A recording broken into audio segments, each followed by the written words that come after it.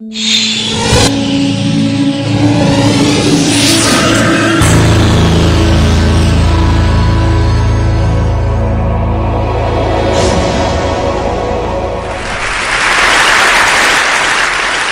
imagine a big explosion as you climb through 3,000 feet. Imagine a plane full of smoke. Imagine an engine going clack, clack, clack, clack, clack, clack, clack.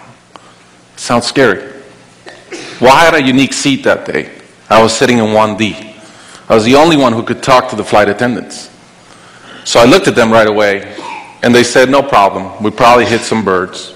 The pilot had already turned the plane around, and we weren't that far. You could see Manhattan. 2 minutes later, 3 things happened at the same time. The pilot lines up the plane with the Hudson River. It's usually not the route. He turns off the engines. Now imagine being on a plane with no sound. And then he says 3 words, as unemotional 3 words as I've ever heard. He says, brace for impact. I didn't have to talk to the flight attendant anymore. I could see in her eyes. It was terror. Life was over. Now I want to share with you 3 things I learned about myself that day. I learned that it all changes in an instant. We have this bucket list. We have these things we want to do in life. And I thought about all the people I wanted to reach out that I didn't. All the fences I wanted to mend. All the experiences I wanted to have and I never did. As I thought about that, later on I came up with a saying, which is, I collect bad wines. Because if the wine is ready and the person is there, I'm opening it.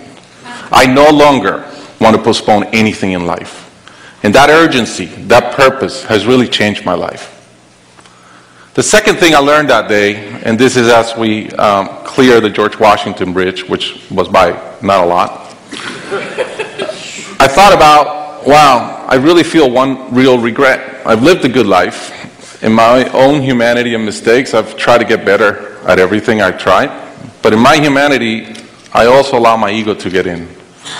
And I regretted the time I wasted in things that did not matter with people that mattered. And I thought about my relationship with my wife, with my friends, with people. And after, as I reflected on that, I decided to eliminate negative energy from my life. It's not perfect. It's a lot better. I've not had a fight with my wife in 2 years. It feels great. I'm no longer trying to be right. I choose to be happy. The third thing I learned, and this is as your mental clock starts going 15, 14, 13, you can see the water coming. I'm saying, please blow up. Right? I don't want this thing to break in 20 pieces like you've seen in those documentaries. And as we're coming down, I had a sense of, wow, dying is not scary. It's almost like we've been preparing for it our whole lives. But it was very sad. I didn't want to go. I love my life. And that sadness really framed in one thought, which is, I only wish for one thing. I only wish I could see my kids grow up. About a month later, I was in a performance by my daughter, first grader, not much artistic talent, yet. And I'm bawling, I'm crying like a little kid. And it made all the sense in the world to me. I realized at that point, by connecting those 2 dots, that the only thing that matters in my life is being a great dad. Above all, the only goal I have in life is to be a good dad. I was given the gift of a miracle of not dying that day. I was given another gift, which was to be able to see into the future and come back and live differently. I challenge you guys that are flying today.